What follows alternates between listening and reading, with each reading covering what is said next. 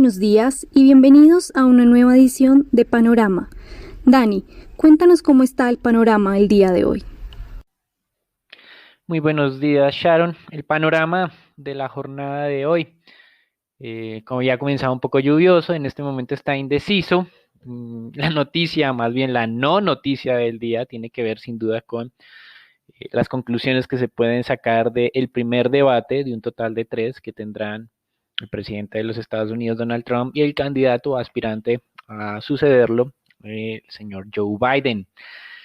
Muchas interrupciones en este debate, iniciadas obviamente por el carácter del presidente de Estados Unidos Trump, pero también luego secundadas por Joe Biden, insultos de un lado y del otro. Eh, y aunque pues no esperábamos una resolución de algunas dudas que tenían los inversionistas y los votantes en Estados Unidos, el problema es que hoy la incertidumbre se mantiene y algunos dicen que el retroceso de los mercados que se tuvo muy temprano, en este momento no es tan fuerte, pero muy temprano sí, eh, está relacionado con las respuestas de Trump de que no reconocerá el resultado en caso de ser perdedor porque existe un alto riesgo de que haya fraude electoral, algo que pues obviamente los medios de comunicación que Trump acusa de estar en contra de él están diciendo que no hay evidencia suficiente para calificar y sacar este tipo de conclusiones. Como mencionábamos ayer, no esperábamos ningún tipo de resultado en este frente, pero el día de hoy vemos que los inversionistas están todavía muy apáticos. Con respecto a lo que se va a venir, pues hay otros debates, no creemos que vayan a servir de mucho tampoco. Algunos mencionan que ganó Biden el debate. Desde nuestro punto de vista, Biden a veces se mostró un poco duditativo, no suficientemente fuerte, aunque obviamente pues estar enfrente a Trump que no deja hablar, etcétera, etcétera, pues tampoco puede ser algo muy sencillo para hacer un debate con altura o de carácter político. Pero pues como mencionábamos, no vemos ningún tipo de referencias relevantes en este frente. Hubo acusaciones de parte de Biden hacia Trump diciendo que había sido incompetente en el manejo de la crisis, mentiroso, había tenido una mala gestión en diferentes puntos, el tema de la salud. Y Trump dice que Biden no hizo nada en 47 años de servicio público y que pues no era la persona indicada para mencionar este tipo de elementos. Se trató el tema de los impuestos. El día domingo, New York Times había publicado que Trump prácticamente no había pagado impuestos durante los últimos años. Trump dice que esto era otra noticia falsa y que él ha pagado millones de dólares, pero pues no se comprometió de verdad a mostrar la evidencia para corroborarlo, algo que ya había ocurrido en el 2016. Recordemos que en ese momento él le manifestó explícitamente a Hillary Clinton en un debate que él era una persona inteligente por no pagar impuestos simplemente. Mientras tanto, en el tema corporativo hoy, dos elementos interesantes. Ayer al cierre de la jornada, Walt Disney anunciaba el despido de 28,000 empleados en la Florida y en California. Digamos que es una de las noticias más negativas desde este punto de vista. Sin embargo, hoy las cifras de generación de empleo del mes de septiembre del sector privado sorprendieron al alza, casi 100,000 puestos de trabajo más de lo que se estaban anticipando. Recuerden que mañana tendremos solicitudes de subsidios al desempleo y el día viernes se vendrán las cifras oficiales de empleo en los Estados Unidos, para las que el mercado estaba esperando algo cercano a los 850,000. Hoy en el empleo privado fueron 749,000. Y en medio de estas dudas de los empleos y los despidos anunciados por varias compañías en los Estados Unidos, pues demócratas y republicanos aún no se ponen de acuerdo para el nuevo paquete fiscal. Ya sabíamos que los demócratas insistirían en los 2.2 trillones de dólares. Los republicanos aseguran que esto no es necesario para los Estados Unidos. En divisas, el dólar sigue estable frente a las monedas reserva. Hace algunos momentos el índice de XY estaba en los 94,08, en este momento 94,02. El euro muy cerca de los 1,17, la libra esterlina 1,28,5. Lo que ha llamado la atención de los inversionistas en el mercado de divisas ha sido el fortalecimiento durante este trimestre de la moneda china, 3.7%, el mayor fortalecimiento trimestral desde el año 2008. Muchos factores explican este fortalecimiento. Sin duda, la velocidad de la recuperación de la segunda mayor economía del mundo. También las mayores tasas de interés que obviamente se tienen en esa economía, porque como viene respondiendo mejor, no necesitan tasas en cero. Tercero, un abultado superávit externo, este sí es el desbalance que viene presentándose estructuralmente desde hace mucho tiempo. Trump dijo que lo iba a arreglar, no lo ha arreglado. Y para finalizar, la inclusión, el anuncio reciente de inclusión de los bonos chinos en un índice soberano que calcula FTSE Russell. Así que todos estos indicadores han presentado o han explicado el fortalecimiento del yuan chino, el renminbi chino, ya sea onshore o offshore. Pero aquí nuestra principal conclusión, y la mantenemos desde hace mucho tiempo, es economía que crece en términos relativos más que otros países, pues su moneda en términos relativos pues termina teniendo ese comportamiento positivo. Independiente de lo que mencionen de las tasas de interés, creemos que esas tasas de interés son una consecuencia más y no el origen de ese fortalecimiento. Con respecto a materias primas, tenemos hoy un mercado petrolero un poco débil, WTI por debajo de los $40, 39,24, parecido a los niveles de cierre de ayer, pero ayer fue una jornada muy negativa en el mercado petrolero. Y el Brent en los 40,41, una caída importante de los precios del Brent. Recuerden que seguimos pensando que se puede dar estas correcciones en el mercado petrolero sin significar un desastre para el mismo. Sin embargo, los expertos consideran que la OPEP no va a poder incrementar su nivel de producción en enero como lo tiene programado, 2 millones de barriles más, teniendo en cuenta pues esta debilidad del mercado petrolero. En los anuncios de este sector, Shell anunció que reducirá 9,000 puestos de trabajo. Esto está también alineado con lo mencionado hace un tiempo en el mes de junio, más específicamente por BP, eran 10,000 puestos de trabajo. Chevron, Exxon están en el mismo tipo de análisis. Con esta reducción de puestos de trabajo, Shell espera ahorrar cerca de 2,5 billones de dólares de aquí hasta el año 2022, impulsar sus inversiones en energías renovables que tienen una menor tasa de rentabilidad o menores márgenes de rentabilidad, y esto fue criticado, recuerden, durante el fin de semana por el presidente de la compañía rusa Rosneft, que básicamente decía que zapatero a tus zapatos. Para finalizar esta parte del mercado petrolero y de los anuncios de Shell, la compañía dice que durante el tercer trimestre va a realizar ajustes contables hacia la baja, una revisión hacia la baja de los valores de activos de cerca de 1,5 billones de dólares, que pues es pequeño frente a lo que realizó en el segundo trimestre, que fue de 16,8 billones de impairment o de ajustes contables hacia la baja. Es una pérdida contable, no es una pérdida en el flujo de caja. Pasando al tema de renta fija, muy poco ha ocurrido en este mercado, 0,65% tasas de descuento de tesoros a 10 años, pero sí hemos tenido varios anuncios interesantes en este sector.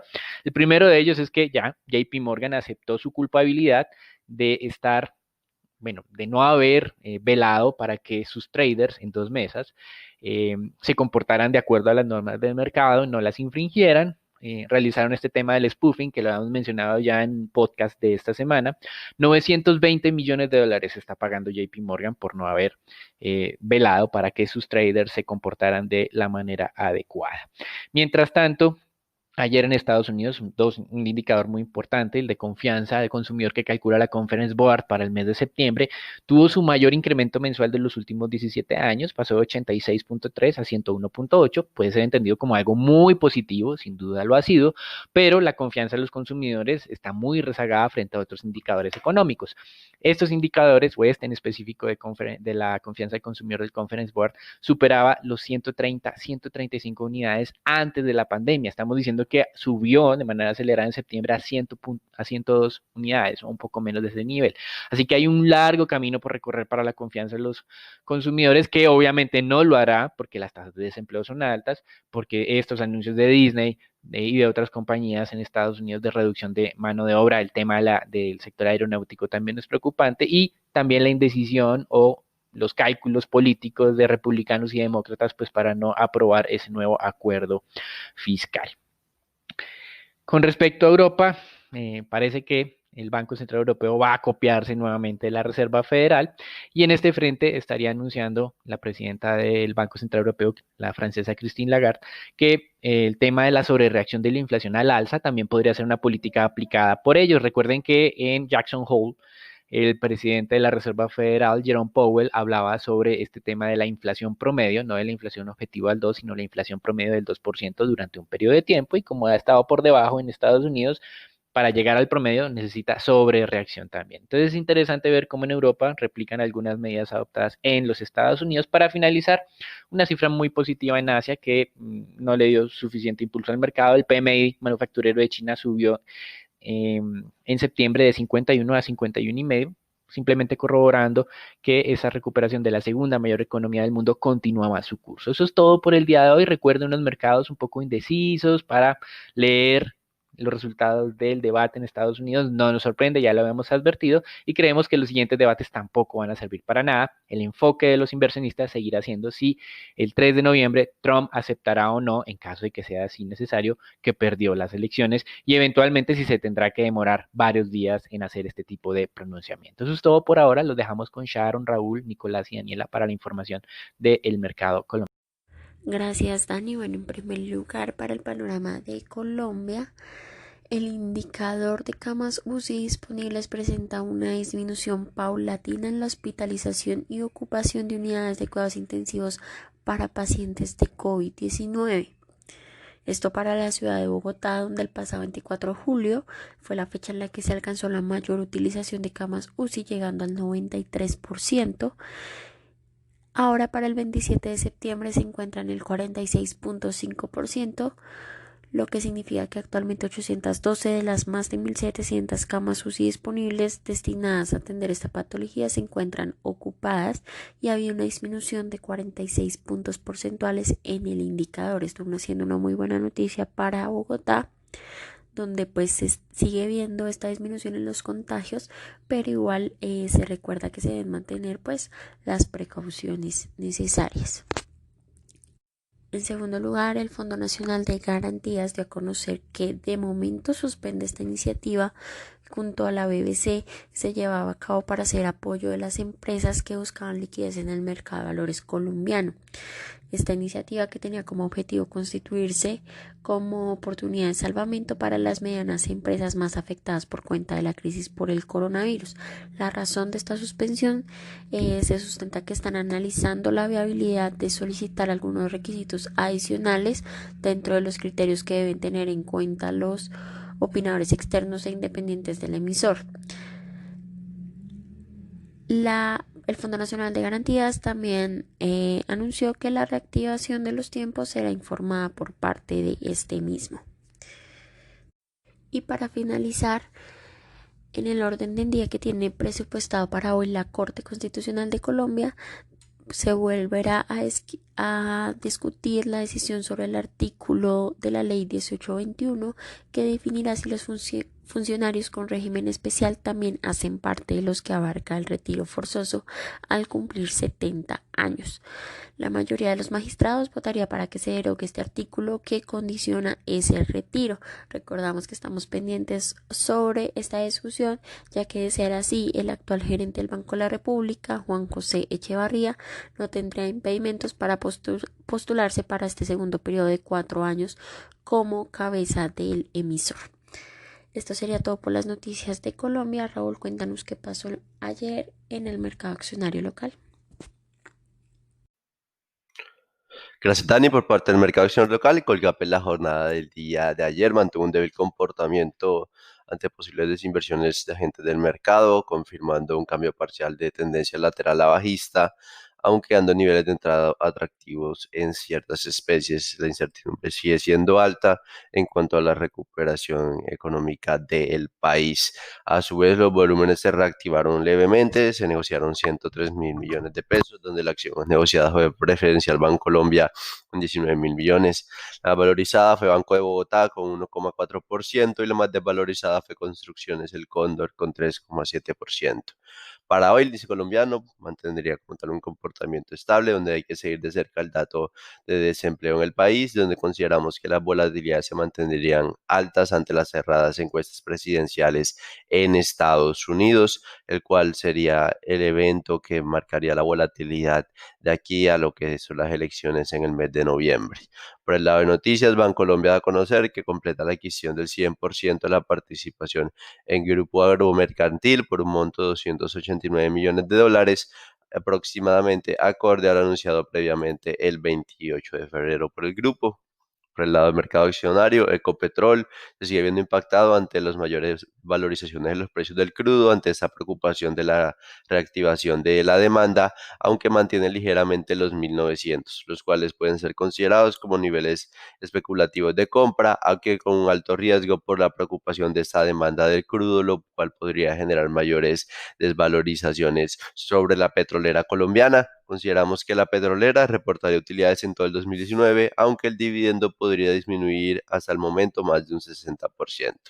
Por otra parte, la acción de ISA se ve afectado por las ventas del día de ayer, aunque cerrando en 20.000 pesos, niveles que consideramos atractivos de compra. Los fundamentales del grupo siguen siendo sólidos, donde no se ven afectados ante la coyuntura actual, por lo cual son niveles atractivos para iniciar compras en este emisor, teniendo en cuenta que Grupo Energía Bogotá ha estado más resiliente. Bueno, Nico, cuéntanos cómo amanece el dólar el día de hoy. Buenos días, Raúl, muchas gracias. Soy Nicolás de Francisco y vamos a hablar del dólar. El volumen transado en la jornada de ayer fue de 1.008 millones de dólares para ubicarnos en una tasa de cierre de 3.886 pesos con 95 centavos. El precio medio durante la jornada fue de 3.879 pesos con 72 centavos y el precio mínimo alcanzado fue de 3.858 pesos con 25 centavos. Igualmente, el precio máximo fue de 3.896 pesos con 85 centavos. Para el día de hoy esperamos soportes hacia los 3.860 y 3.850 pesos y resistencias hacia los 3.890 y 3.900 pesos. Los dejo con Sharon para los temas de renta fija. Gracias, Nico. Un comportamiento algo mixto en el mercado de deuda local en la jornada de ayer. Algo de toma de utilidad en la curva T tasa fija llevó a desvalorizaciones cercanas a 2 básicos, mientras que la curva TES VR se valorizó cerca de 4 básicos, pero en medio de baja liquidez. Tanto los 24 como los 28 se desvalorizaron hasta 3.54 y 5.12% respectivamente. Y con estos movimientos mixtos durante las últimas jornadas mantienen un comportamiento bastante lateral. El día de hoy, por ser la quinta semana monetaria del mes, no hay subasta de TES por parte del Ministerio de Hacienda. Por el lado de deuda corporativa se negociaron 15.000 millones a través del sistema transaccional. Este es un volumen un poco más promedio al que debería operarse en este mercado, pero ya hemos visto en las jornadas pasadas que los volúmenes continúan bastante débiles en lo que es el promedio del mes. Y por el lado de registros se operaron 566.000 millones. Este sí es un volumen muy por debajo del promedio. Lo más transado en la jornada fue tasa fija del 21 e IPC del 22, que son las referencias que continúan concentrando todas las operaciones en el mercado de deuda corporativa, que ha estado bastante rezagado y contenido en las últimas jornadas.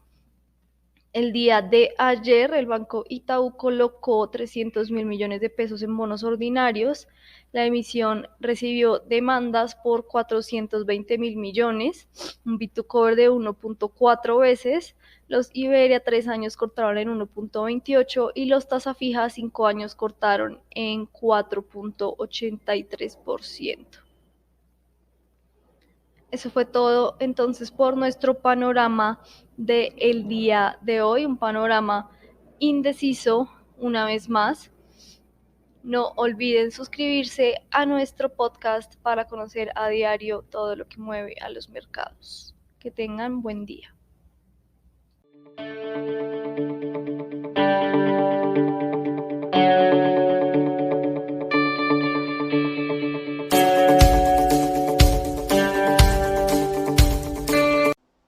El contenido de la presente comunicación o mensaje no constituye una recomendación profesional para realizar inversiones en los términos del artículo 240.11.2 del decreto 2555/2010 o las normas que lo modifiquen, sustituyan o complementan.